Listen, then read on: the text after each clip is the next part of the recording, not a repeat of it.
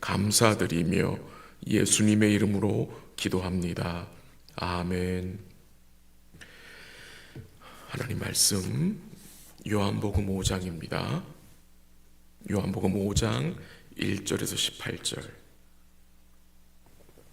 한 절씩 교독하도록 하겠습니다. 5장 1절.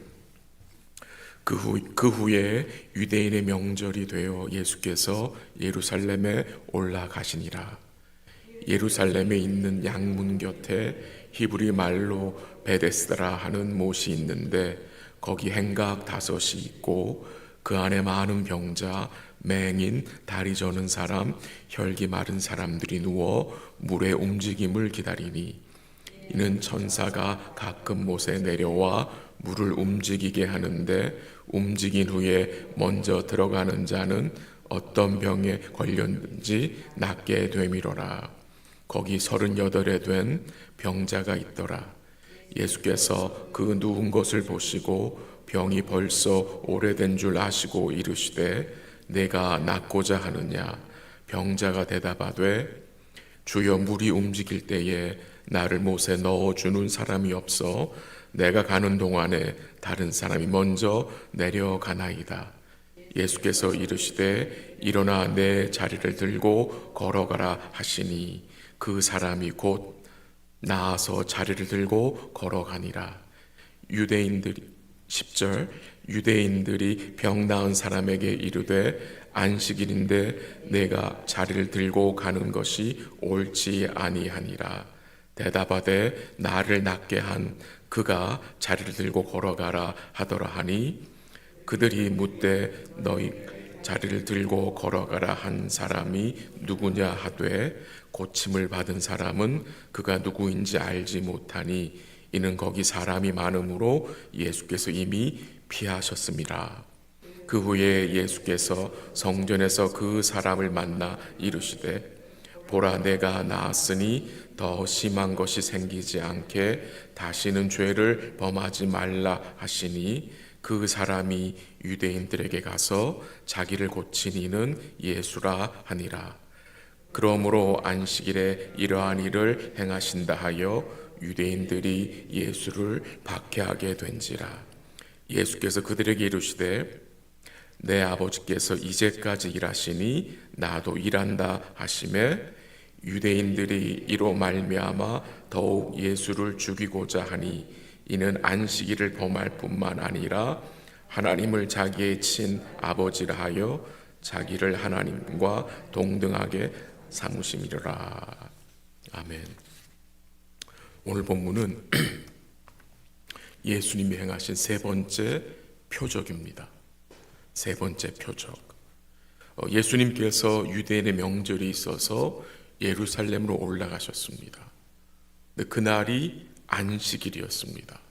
그리고 그 예루살렘에 있는 양문 곁에 베데스다라는 연못이 있었습니다.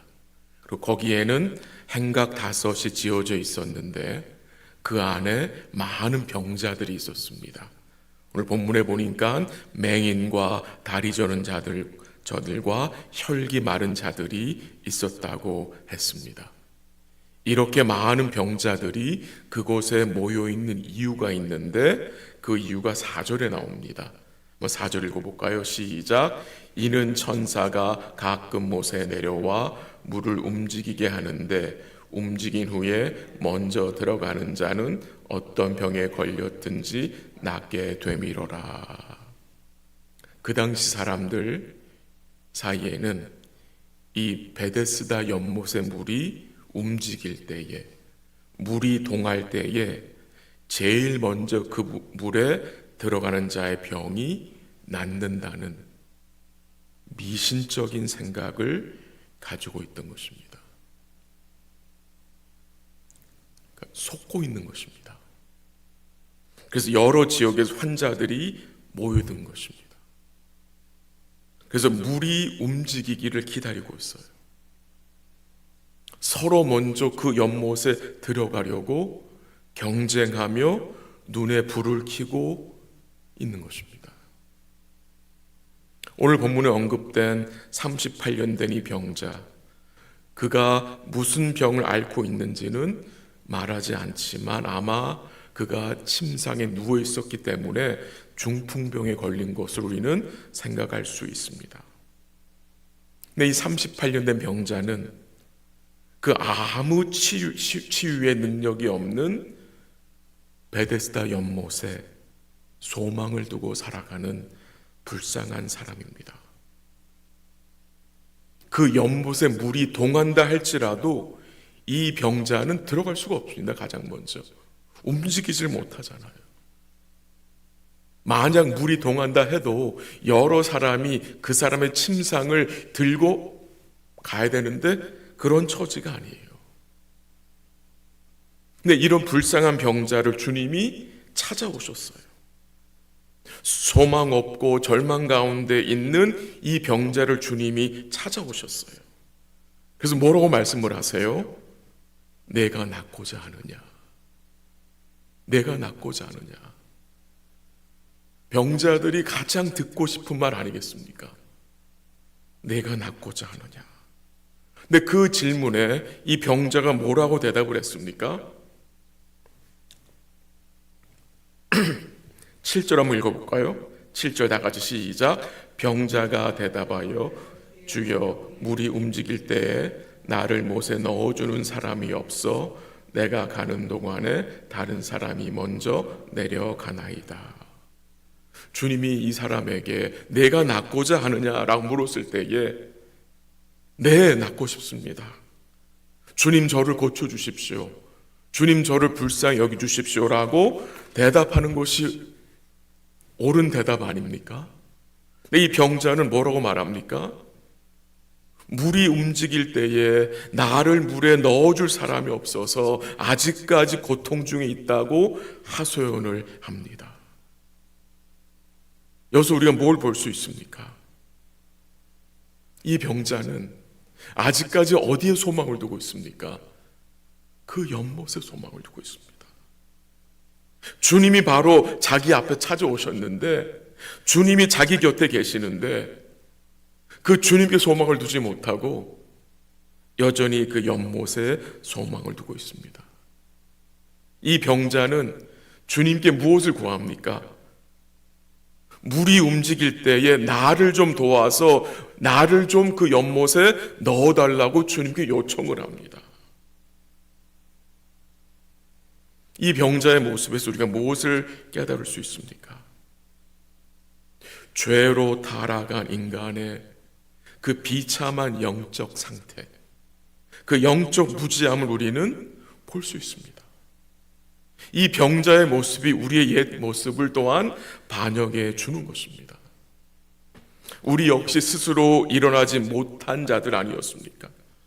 우리 역시 예전에는 세상 헛된 것에 모든 소망을 두고 살던 자들 아니었습니까? 우리 역시 병자같이 참 안식을 모르고 고통과 절망 가운데 거하던 자들이 아니었습니까? 그런 우리에게 주님이 찾아오셨잖아요.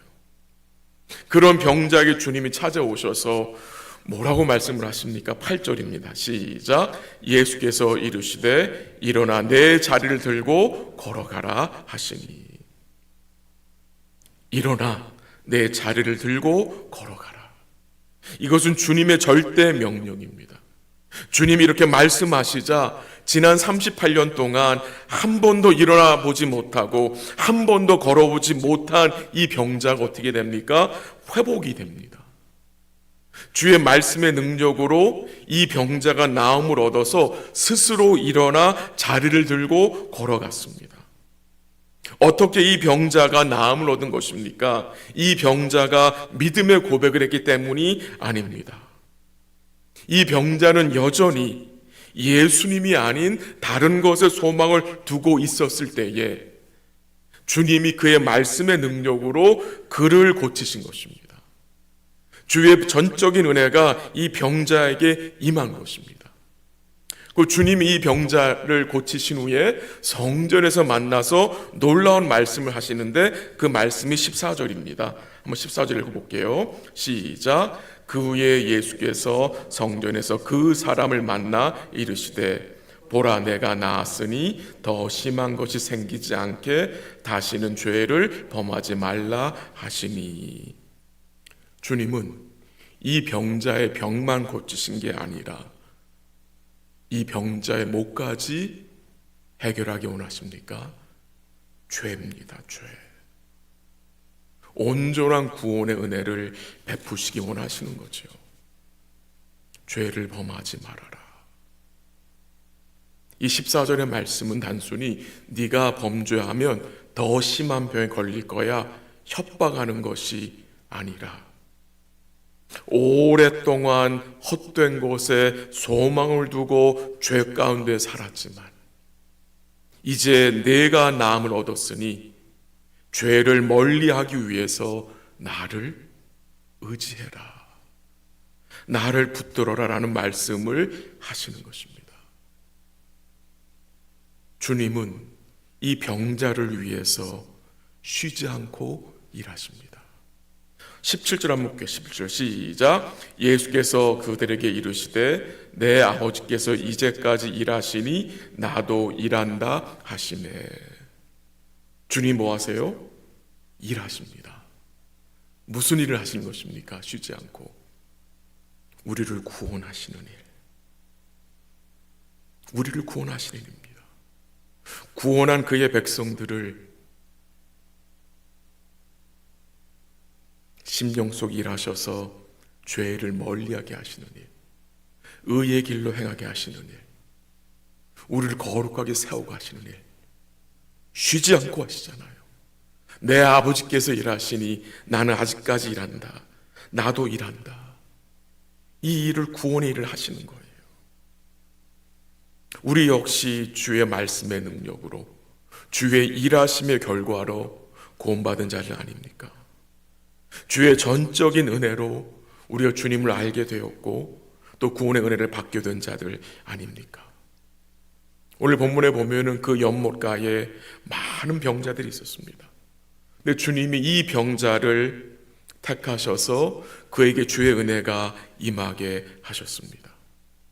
여러분과 제가 하나님의 자녀가 되었는데 그것은 주님의 선택적인 은혜가 임하였기 때문입니다.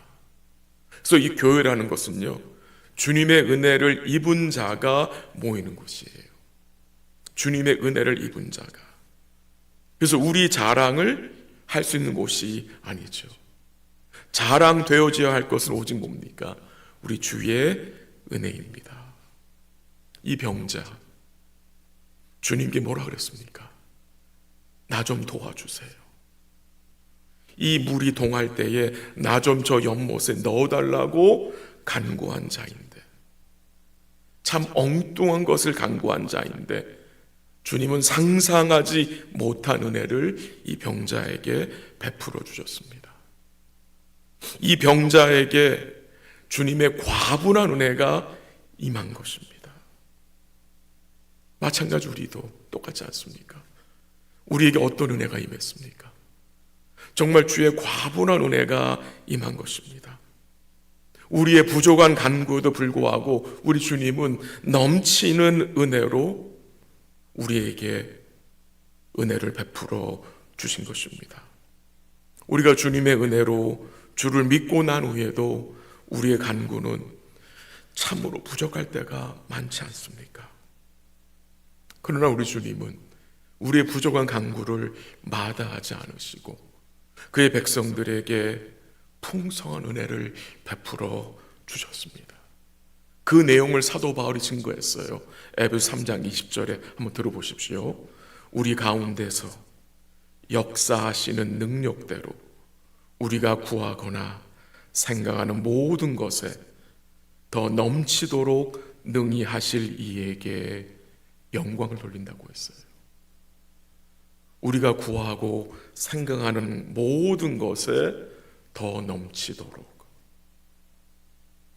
은혜 베푸신 주님, 오늘 그 주님 앞에 우리가 간구할 건데요, 우리의 부족한 간구에도 더 넘치도록 온전한 은혜를 허락하시는 그 주님을 이 아침에도 믿음으로 바라볼 수 있기를 간절히 바랍니다. 말씀을 정리합니다. 이 베데스다 연못이 나왔는데요. 이 베데스다 단어의 뜻이 은혜의 집이란 뜻입니다. 은혜의 집. 이제 여러분과 제가 우리 주님을 통해서 어떤 집이 되었습니까? 베데스다가 된 겁니다. 여러분과 제가 은혜의 집이 되었어요. 어떻게 해요? 주의 은혜가 우리에게 임하였기 때문에. 오늘 하루 우리 사랑하는 성도님들 베데스다로 사시면 좋겠습니다. 임한 은혜를 감사하고 이제 우리를 통해서, 우리를 베데스다라고 불러주셨는데 우리를 통해서 이 주의 은혜가 나누어질 수 있으면 참 좋겠습니다. 이런 복된 삶을 살 수 있도록 우리 함께 주의 은혜를 이 아침에 간구하도록 하겠습니다. 같이 기도하겠습니다. 하나님 아버지 감사합니다. 우리 주의 일하심을 찬송합니다. 우리 하나님께서 예수님을 통해 우리에게 넘치는 은혜 주심에 감사합니다.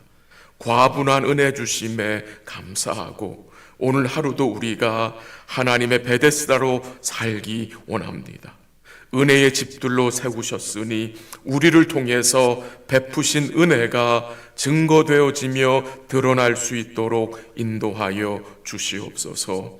오늘도 주의 일하심을, 주의 역사하심을 찬송하며 오늘도 죄된 생각과 행위를 멀리할 수 있도록 주의 성령께서 우리의 마음을 붙들어 주시고 오늘도 우리가 주를 의지하여 의의 길로 행하는 복된 날 될 수 있도록 도와주시옵소서. 오늘도 우리가 구하거나 생각하는 모든 것에 더 넘치도록 은혜 베푸시는 그 주님을 믿음으로 바라보며 이 아침에도 감사함으로 기도하고 또 간구할 수 있도록 은혜 내려 주시옵소서. 모든 것을 주께 감사드리며 예수님의 이름으로 기도합니다. 아멘. 기도하시다가 돌아가시기 바랍니다.